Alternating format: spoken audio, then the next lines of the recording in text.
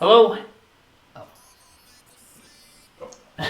Happy Friday and welcome to episode 136 of Brain 10, where we brainstorm typically 10 ideas on how to grow your business. Today we're talking about how to set up a Facebook custom audience, so tips for that. Anyway, my name is Aaron. My name is Christian.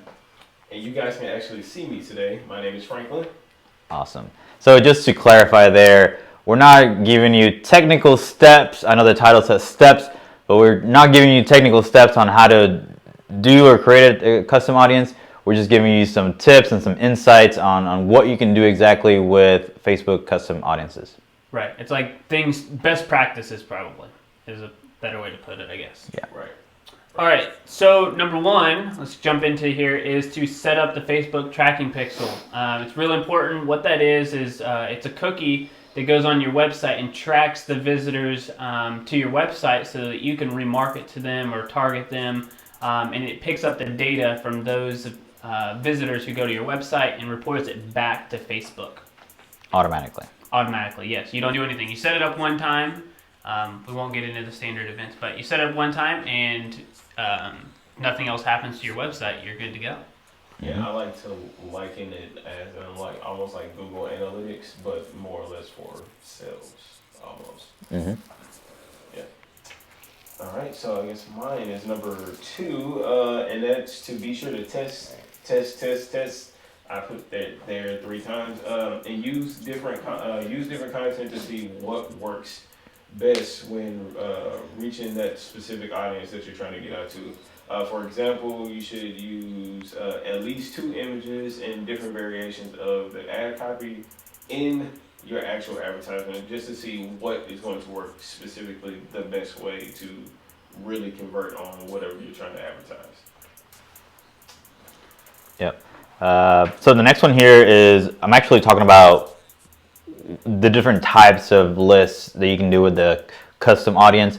So when we talk about custom audience, I know Aaron talked about the pixel, and that's one way to do it, to create a custom audience, is to track your website visitor data. But another way is also if you have a physical store and you collect emails from people who purchase in store, those lists of emails that you have, you can upload those to Facebook and create custom audiences that way. And Facebook automatically matches the emails with the user accounts. Usually about 60 to 80% of the time, Facebook is able to find and link the email with a profile account. But besides doing that, you also have your regular newsletter or email list that you can upload. There's also, if you own an app, you can use your app data to create a custom audience that way as well. So there's different ways to create your custom audiences. Yes. That's a really good point.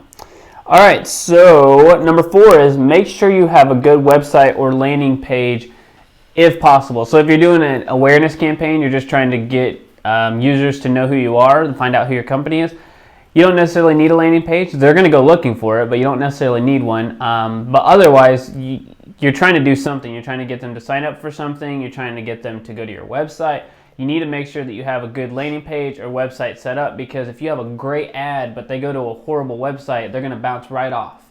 And so just test that. So if you have a bunch of traffic going to the website or landing page but nobody fills out a form, you have a landing page problem. You need to do some research and make sure that you have a good sales landing page set up. Otherwise, your ads are going to be ineffective. Yep. Absolutely.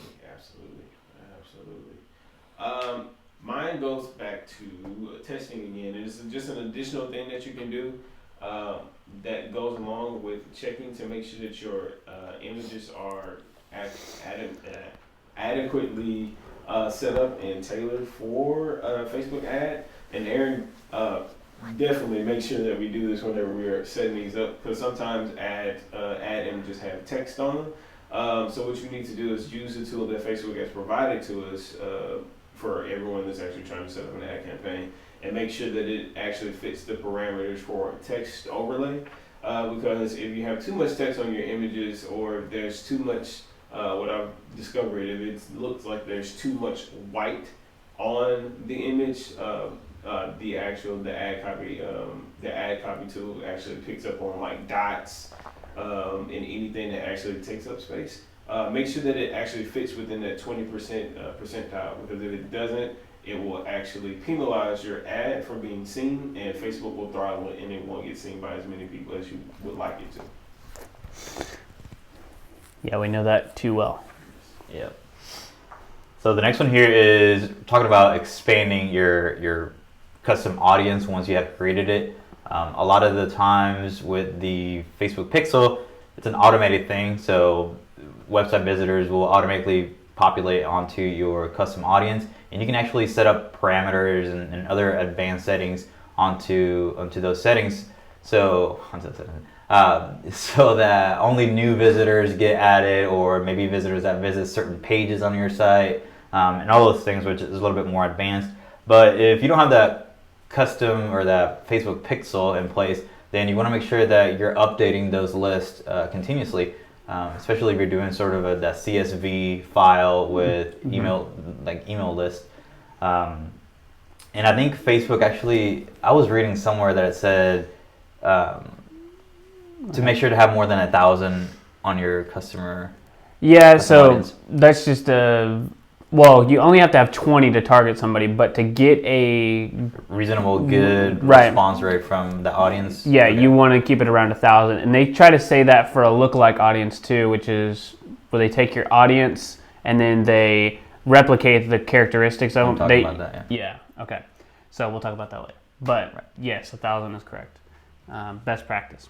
All right. So number 7 is to define what you want to target and who you want to reach. So your target is what you choose in the campaign. Is it video views? Is it conversions? Is it click through your website? And then you need to find out as much about your audience as possible, because if you have nothing, if you have no email list, if you have no Facebook followers, which we're currently working with a client right now who has none of that, it's really hard to narrow in on your audience, because you made assumptions, but now you're kind of spending money to find out who your audience is. So find out and continuously find out more information about them. You can always find out more about people. You can't just say millennials and just assume that millennials are here, but you may be targeting a hippie style millennial, completely different than like a techie millennial. There's a lot of different audiences, and you need to figure out and narrow down who you're targeting to. Absolutely.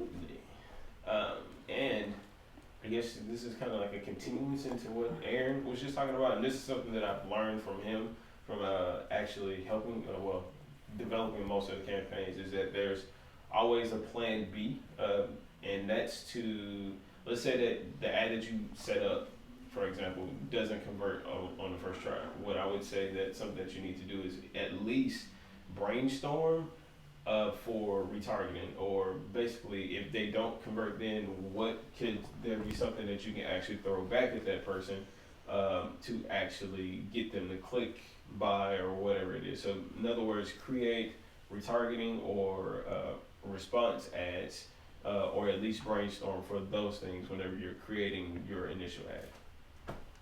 Yep.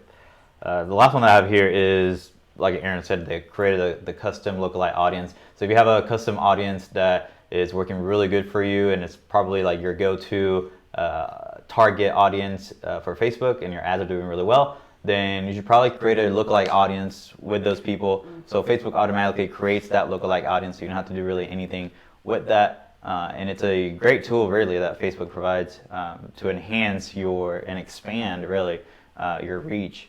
Another thing that I would recommend as sort of a bonus is to look for some ideas out there for custom audiences. So we sort of just touched the tip of the iceberg when it comes to custom audiences with website visitors and then your email list.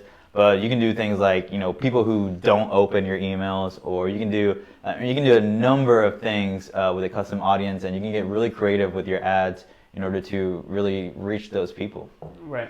So I was going to give one last bonus, and it had to do with the website visitors. You can now, it's rolled out by the time you're watching this video, it should be rolled out to everybody. You can do percentage of people who spend the most amount of time on your website. So the top 25% of visitors who spend the largest amount of time on your website, that could be a custom audience, and it just automatically keeps populating that, so you're hitting new people, and it's the most engaged people, so they're more than likely going to take action.